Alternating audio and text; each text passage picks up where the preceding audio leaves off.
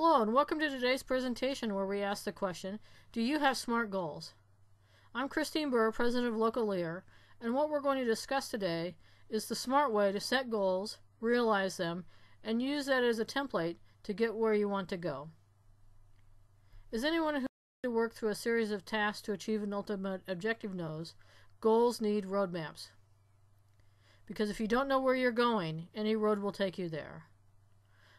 But when you want to get to a specific place and achieve specific objectives, you need to know where you are, where you are going to go, and what road you're going to take to get yourself and your business there.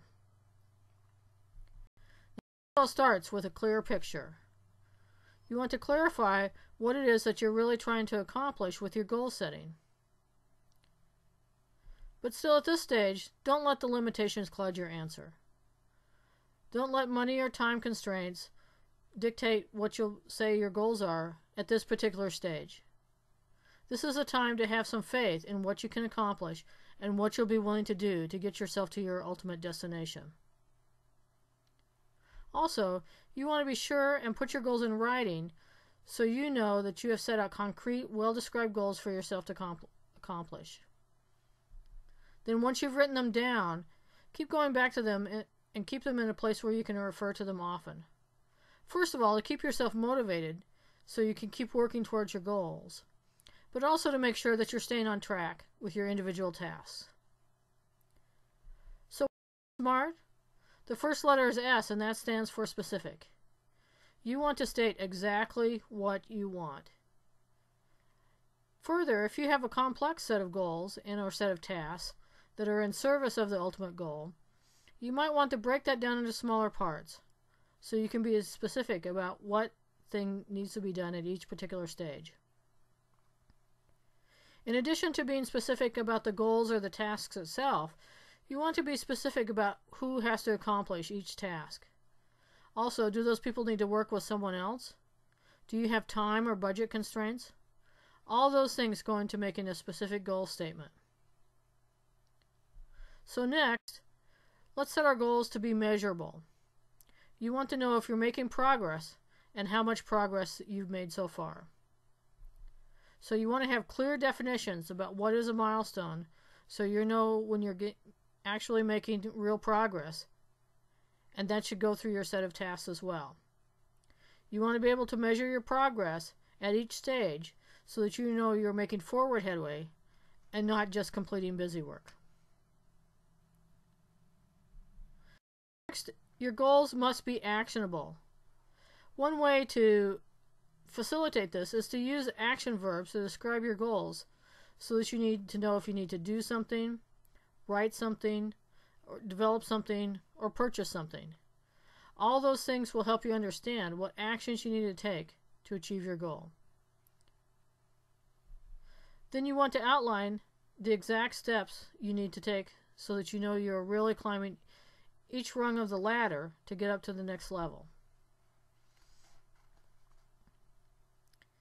Everything your SMART goal setting should be must also be relevant. You want tasks that lead to the ultimate goal because these incremental tasks are really only a subset of the achievement. Each part is used to lead to the ultimate goal. You want to be sure to sweat the big stuff because that will make or break your ability to reach your ultimate destination. So when you list your tasks and you think about how to accomplish them, you also want to remember to take into account the likely obstacles or setbacks that you're going to have to overcome to reach your goal. That will help you, first of all, to keep your spirits up when the inevitable rough patches come your way.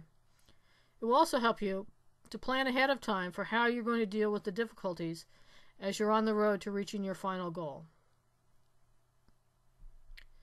Then finally, you want your goal setting to be time-bound. Just as you want specific tasks, you want people held accountable for the accomplishment of each task. A specific measurable goal needs a timeline to be specific for it as well. So that means for individual tasks that you need to complete in service of the ultimate goal, you want to have time deadlines, and especially if you're acting as a part of a team. That helps the team stay in sync and doesn't let one part of your organization pull ahead of another. It also makes sure that the parts can be accomplished in the correct amount of time so that when they fold into the larger objectives, they're all finished. So make sure when you're breaking down the time frames to make sure you have enough time to complete the tasks.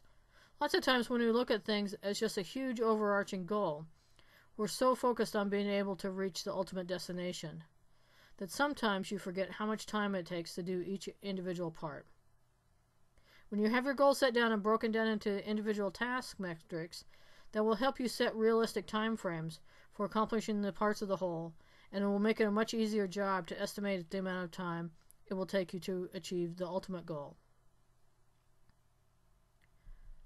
So how do you get from here to there? Well, you want to make sure and do this because the business world moves very quickly, and you need to move quickly as well. A set of well-defined, discrete tasks that you need to accomplish in a specific amount of time will allow you to keep moving ahead so opportunities don't pass you by. You want to be very aware of that because you don't want a window of opportunity to close while you're still trying to work through your tasks. So if you have more questions, to take a look at other information that we have, I invite you to come stop by and see us at LocaleerBusiness Services. You can find us on the web at biz.localeer.co, where we have a lot of information set out for small businesses and how to make your workday more productive. Thanks for joining us, and we'll see you soon.